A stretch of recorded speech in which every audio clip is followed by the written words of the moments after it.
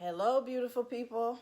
Happy Tech Proof Tuesday. Hope everybody's well out there, and if you're in the South Florida area, hope everybody's dry and safe. And we're dealing with the start of our rainy season. Seems to be a little early, but it's just been torrential rainfall.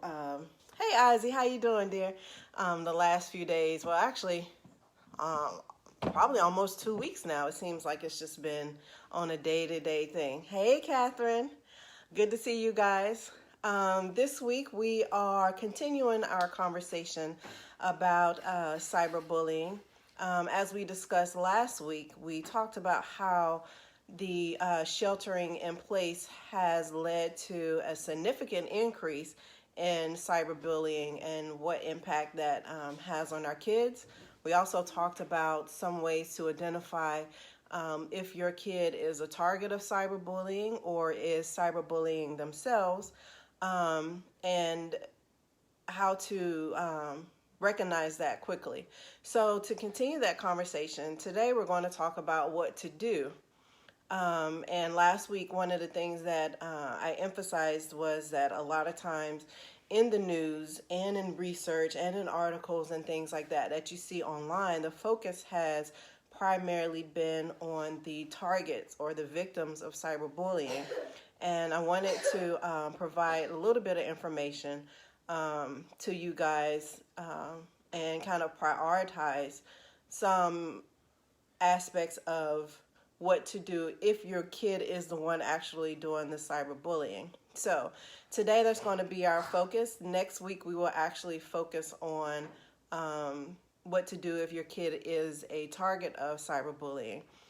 Wanted to get that information out first because, like I said, the focus is usually on the victims of cyberbullying, but we have to focus on those that perpetrate or participate in cyberbullying if we want to stop the cycle. So that's what we're focusing on today. My name is Dr. Tennille Richardson-Quamina of New Creations Counseling Services here in South Florida. I am wearing the old shirt, the old logo, trying to get my last few wears out of it because one of the things we will be doing here in a couple of weeks is debuting officially, you guys may have seen it, but officially debuting the new logo for New Creations Counseling Services. So I'm excited about that. So just waiting to get the shirt ordered and get everything lined up for that big launch and debut. So let's jump right into it. Janelle, I see you there. Thanks for joining. Hope you are well down in Trinidad. Hope everything is good and you're staying safe and sound during this sheltering in place as well. Thanks for joining tonight. And Catherine, I have to, look, you are a trooper. I don't think you have missed an episode yet. And Ozzy, like I said, it's good to see you again as well. So let's jump into it. I will be referring to my notes because as you guys will see, it is, oh, you're back here. Okay. As you guys will see, it's a lot of information. So first step, hey daddy, first step we want to do, if your kid is a cyberbully themselves, you want to acknowledge the issue, accept the reality. It's something that is a little hard to think of our kids hurting somebody else or participating in something like that. But that's the first step if we want to be able to help them. And we want to be able to support them, we have to acknowledge the issue and not trivialize it or not try to rationalize what's going on or even really ignore that behavior because it's something that we don't want to acknowledge. So that's the first step.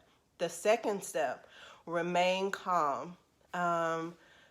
This might be a trigger for you as a parent, seeing your kid doing something that you know that you didn't necessarily raise them to be that way, or seeing them hurt others, but trying to stay calm and remember that the issue is not in disrespecting or demonizing or judging your child, but realizing that it's the behavior that you want to focus on.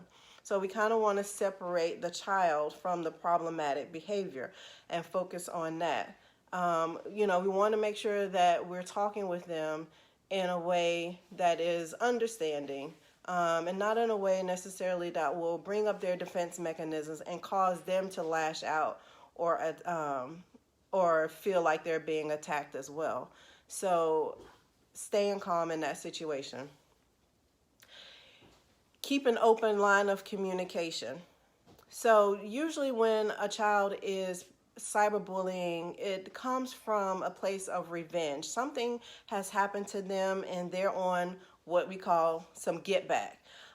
They want to, hurt the person that hurt them, and they're using this almost as a dysfunctional coping mechanism. So we want to take this opportunity to talk with them and showing them opportunities and skill sets that will help them deal with what really is an interpersonal problem versus a revenge problem. So helping them understand that if somebody did hurt you, what are some other ways that you could possibly deal with the situation versus resorting to cyberbullying.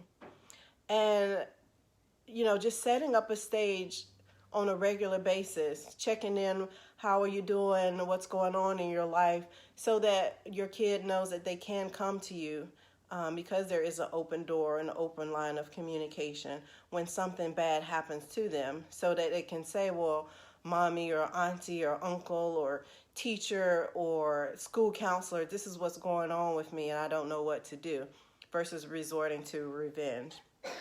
So we want to make sure, and step number 4, that the bullying stops, and we'll talk about some ways to do that, but ensuring that you're talking with them, coming up with a plan, making sure that, hey, Ms. Barb, good to see you. Thanks for joining us tonight.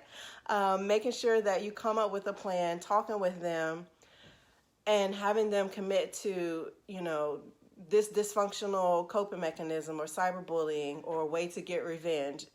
This is where we're going to stop doing this and coming up with a different plan. Number 5, understanding the root of the problem. Kind of refer to what we talked about earlier. Hurt people hurt people. I know we've said that and heard that many times in our lives.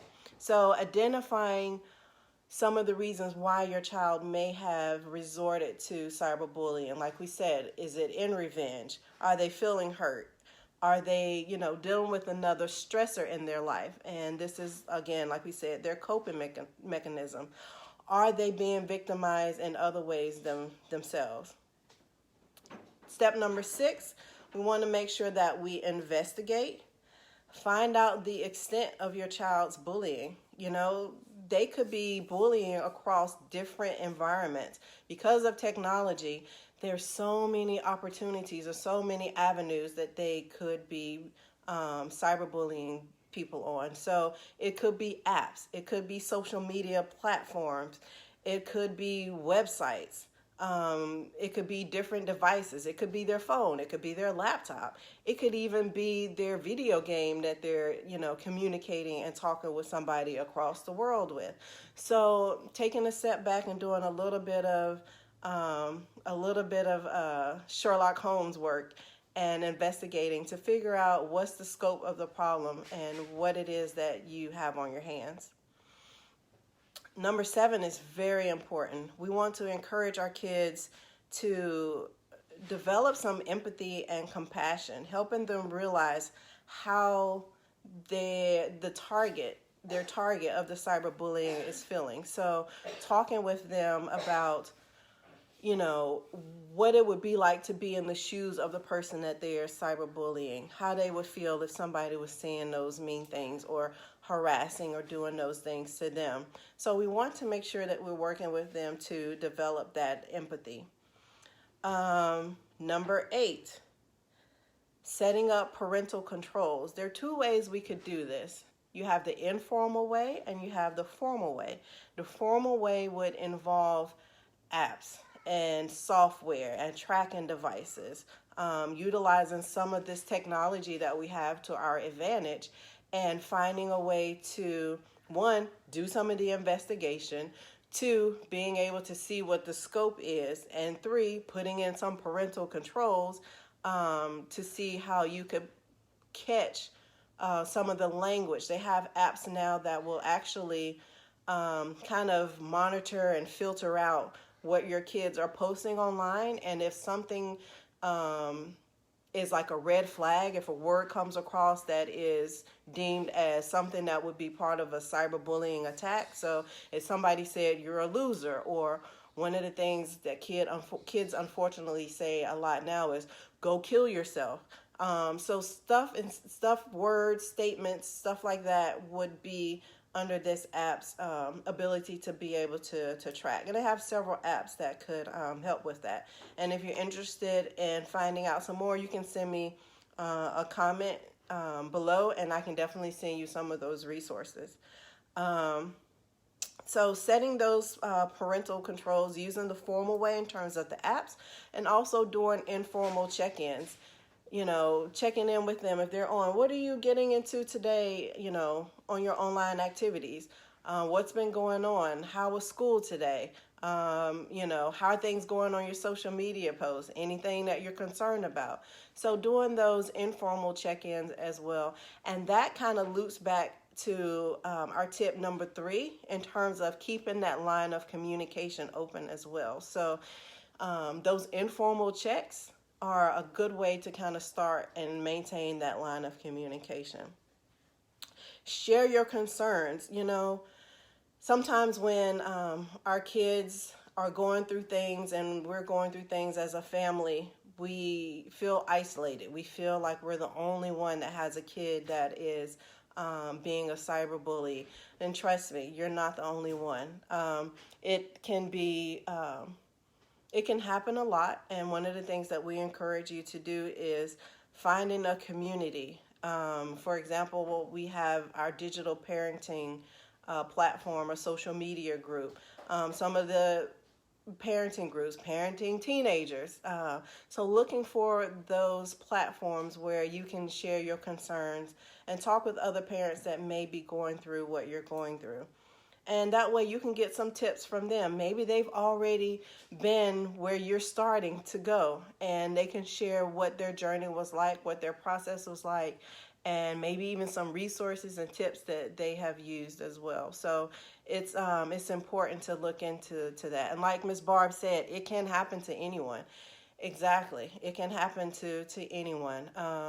Like we said, when we're hurt, one of our human reactions is wanting to hurt other people.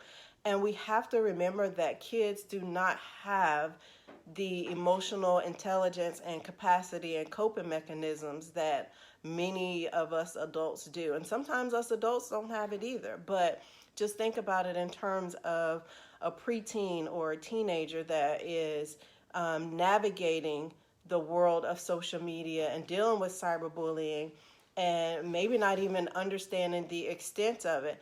Hey, Anthony, how you doing? Thanks for joining today. Maybe not even understanding the ramifications of what they're doing. They might even just see it as, we're just maybe the equivalent of like mama jokes back in the day. I cannot think of the word it was a word that we used to say when you were kind of having those like mama joke moments. If it comes to me, I'll say it, but for some reason I can't think of it right now. But somebody might equivalate cyberbullying to just telling your mama jokes or just being playful with each other, whereas it may not come across to the other person that's playful. It may be something that is very impactful and very hurtful towards them. So kids don't always understand that, and that's one of the reasons to keep that line of communication, talking with them, tracking what they're doing, and just parenting them in this digital age that we live in. And a big piece of this, and this is a part of our responsibility as digital parents. And when I say digital parents, I'm talking about the parents like me who didn't grow up with this technology, or may have been on the cusp of this. Excuse me, that was an Amber Alert, or it might have been a flood alert. But been on the cusp of this technology and really don't have really don't have the skill set, and it's not coming natural to us because it hasn't been a part of our lives the whole time. So those are the digital parents that we're talking about. We're learning this as we go. We're navigating this as we go. So one of the big commitments that we have to make is staying educated, making sure that, yes, our lives are busy. Yes, there's a ton of things and responsibilities that we have to do and make sure that we're staying on top of. But we have to make a commitment to continually learn about what it is that our kids are using online, these apps, these activities, these platforms, making sure that we stay ahead of the game as much as possible. Don't let something like TikTok catch you off guard. Being like, well, what is this TikTok? And your kid has been on TikTok for, 3 or 4 months, and they got hundreds of videos, and you're like, why does she keep playing this music over and over? What is she doing in her room playing this music and making videos, So staying ahead of the curve and listening on some of the pop culture stuff that we see on the news. And if you hear something, a new app that kids are using, before TikTok, it was Snapchat. Before Snapchat, it was Instagram. So you guys, there are, I think the last time I counted, it was 300 and something different types of social media alone platforms, and that's not including apps and all those other types of things that they can get into. So tracking, we were talking about that earlier. Picking up your kid's phone, checking out some of the apps that they might have downloaded on their phone, and if it doesn't look familiar to you, take 2 seconds and look it up. Google it. Google University is amazing. So just type in TikTok. What is TikTok? Type into YouTube. Look at a couple of YouTube videos about what this TikTok thing is. So, if our kid comes to us or we see something, then at least it's not catching us off of out of left field, and we're a little more educated and aware of it and can kind of talk their language a little bit. As we know, it's important to be able to talk our kids' language and understand the world that they're navigating. So those are our top 10 tips, and those tips come from the Cyberbullying Research Center right here in Boca Raton. And, I appreciate all the research and knowledge that they have imparted and helped in terms of, educators and parents figuring out ways to navigate this. So you can also check out their website at cyberbullying.org. It's a lot of resources. I look at that website quite often and get a lot of information from them. And I actually met one of the researchers, Dr. Samir, there, and he's just an awesome guy. He's so passionate about this. So check him out.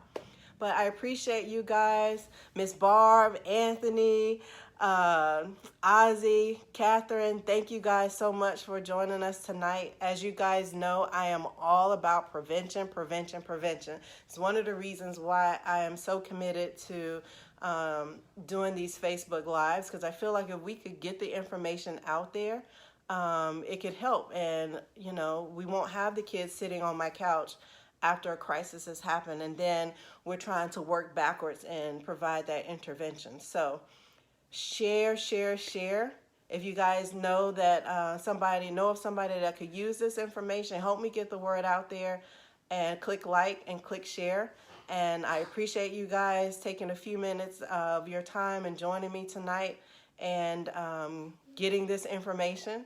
As always, this is Dr. Tennille Richardson-Kwamina signing off from my couch to yours. I will see you guys next week. Same time, same place for Tech Proof Tuesday at 8:30 Eastern Standard Time. Thanks, Daddy. My dad said I rock. So thank you guys. And next week, what we will be talking about is what to do when your child is being cyberbullied. Because like I said before, I wanted to focus on the cyberbullies themselves, because they get kind of lost in the shuffle. But next week we will take the time to focus on what to do when your kid is being cyberbullied. So I'll see you guys next week. You guys stay safe and take care, and be easy on yourself and be easy on each other. And I'll see you guys next week. Bye-bye.